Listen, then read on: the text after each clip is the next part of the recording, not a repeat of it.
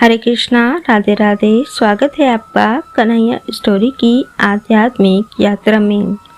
आज इस वीडियो में हम अमावस्या और पूर्णिमा दो बहनों की कहानी के बारे में जानेंगे। जो ये कहानी अमावस्या और पूर्णिमा एवं रोज सुनता है उसको कभी कोई कष्ट नहीं आता है। तो आइए सुनते हैं। एक राजा और एक रानी थे। उनके दो पुत्र और दो पुत्रियां थीं, जिनके नाम अमावस्या और पूर्णिमा थे। पूर्णिमा जो थी वो बहुत ही सादगी से रहती थी और घर के कामकाज एवं पूजा पाठ में लगी रहती थी। वहीं अमावस्या जो थी वो हमेशा सज सवर कर रहती और घर का कोई भी काम नहीं करती थी एवं पूजा पाठ भी नहीं करती थी। राजा और रानी को अमावस्या बहुत ही प्यारी थी। वे पूर्णिमा से इतना प्यार नहीं करते थे। समय बीतता गया और दोनों लड़कों की उन्होंने शादी कर दी। बहुएं आ गई और पूर्णिमा अपनी भाभीयों के काम में भी हाथ बटाती थी। इसीलिए उसकी भाभियां भी पूर्णिमा को प्यार करती थी, लेकिन वो अमावस्या से प्यार नहीं करती थी। समय बीतता गया तो रानी ने कहा कि बेटों की तो हमने शादी कर दी है, अब बेटियां भी बड़ी हो गई हैं, इनकी भी शादी कर देते हैं। पूर्णिमा को किसी गरीब घर में भी आना, क्योंकि इसको तो पूजा पाठ और घर के काम में ही अच्छा लगता है। बड़े घर में जाएगी तो वहाँ पर ये सब नहीं कर पाएगी। राजा ने ऐसा ही किया। पूर्णिमा का ब्याह एक छोटे से घर में कर दिया और अमावस्या का विवाह एक राजा के यहाँ कर दिया। पूर्णिमा अपने छोटे से घर में भी सुखी रहने लगी और अमावस्या भी अपने बड़े घर में सुखी रहने लगी।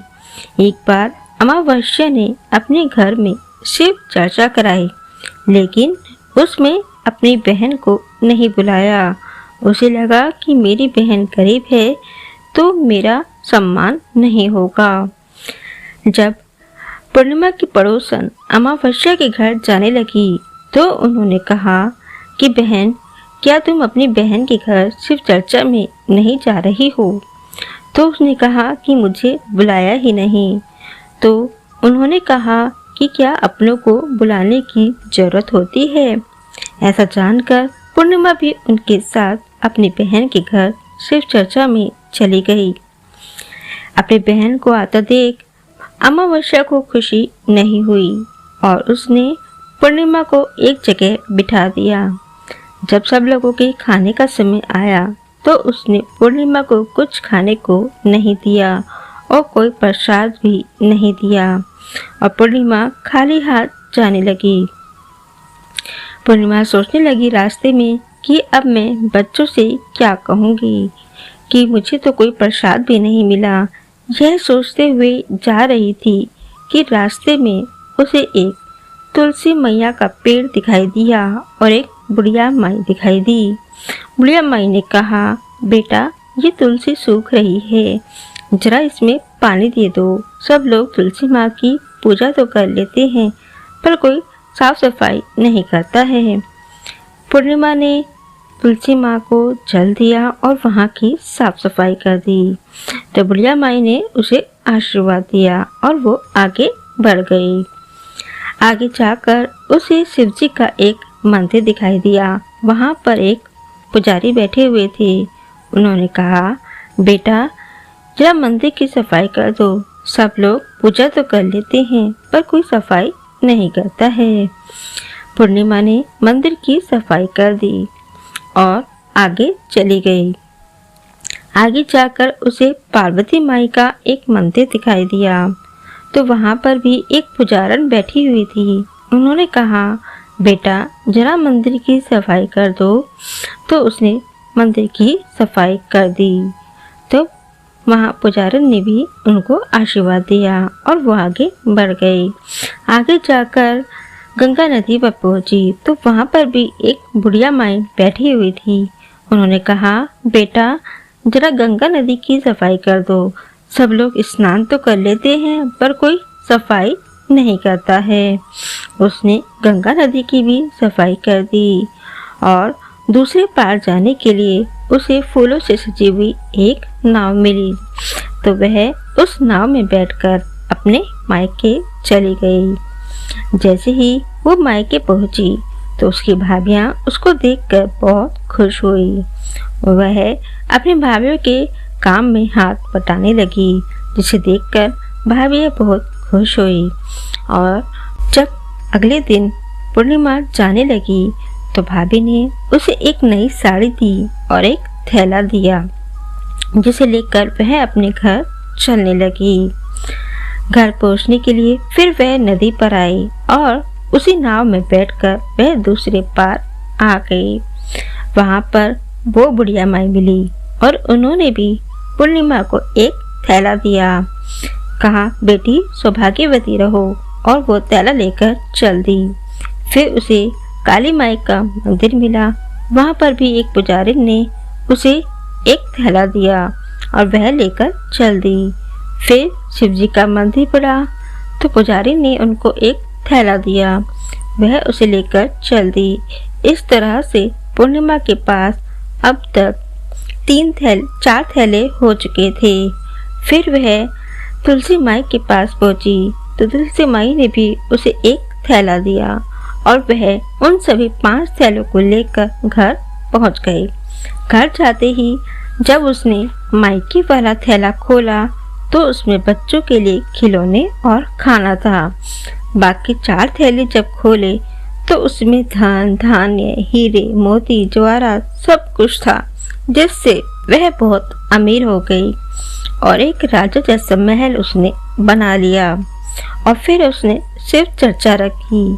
शिव चर्चा रखने पर उसने अपनी बहन अमावस्या को बुलाया।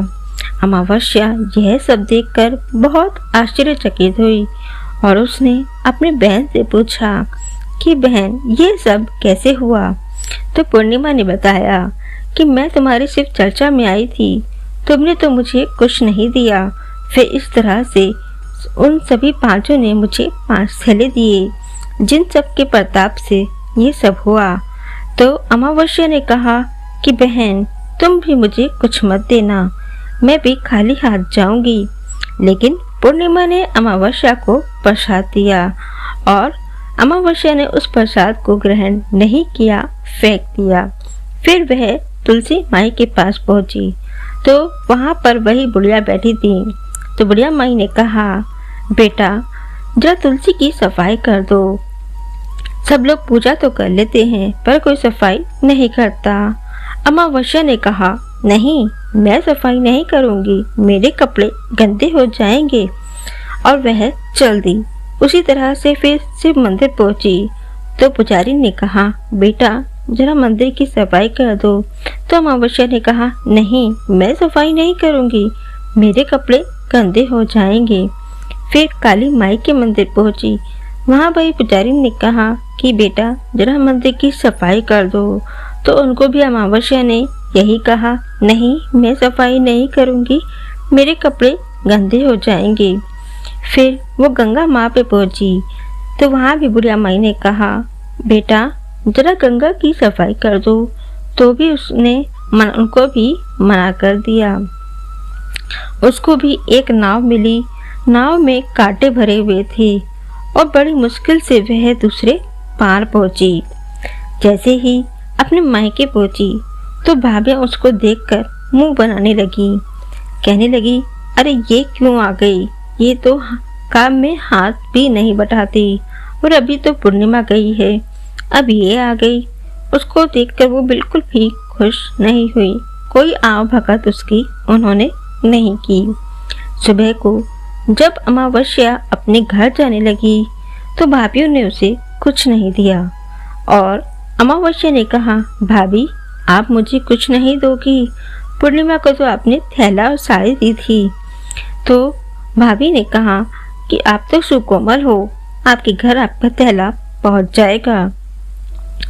फिर अमावस्या चल दी और नाव में बैठकर दूसरे पार आई तो बुढ़िया माई से कहने लगी, बुढ़िया माई थैला दे दो। तो बुढ़िया माई ने भी यही कहा कि तुम्हारा थैला तुम्हारे घर पहुंच जाएगा। बाकी सबने भी, काली माई ने, शिव जी के पुजारी ने और तुलसी माई की बुढ़िया माई ने भी यही कहा कि तुम्हारा थैला तुम्हारे घर पहुंच जाएगा। जैसे ही अमावस्या अपने घर पहुंची तो उसे 5 थैले मिले और जैसे ही उसने उन 5 थैलों को खोला तो अपने घर से आए थैले को जब खोला तो उसमें मिट्टी भरी हुई थी और बाकी थैलों को जब खोला तो उनमें कीड़े मकोड़े, सांप, बिच्छू और भस्म निकली। यह सब देखकर अमावस्या रोने लगी और रोते रोते पूर्णिमा के पास गई। पूर्णिमा ने कहा कि मैंने तो सबकी सेवा की थी, तब मुझे ये सब मिला। और उसने शिवजी से क्षमा याचना की। शिवजी से क्षमा याचना करते ही अमावस्या पहले जैसी हो गई और उसके घर भी सब धन धान्य से भर गया। और उसने प्रण लिया कि अब मैं भी सभी की सेवा करूंगी। तो जैसे अमावस्या और पूर्णिमा को भगवान ने सद्बुद्धि दी और उनके घर को धन धान्य से भरा, ऐसे ही भगवान सबके घर को धन धान्य से भरना। तो ये थी अमावस्या और पूर्णिमा, 2 बहनों की कहानी। हरे कृष्णा, राधे राधे, ओम नमः शिवाय।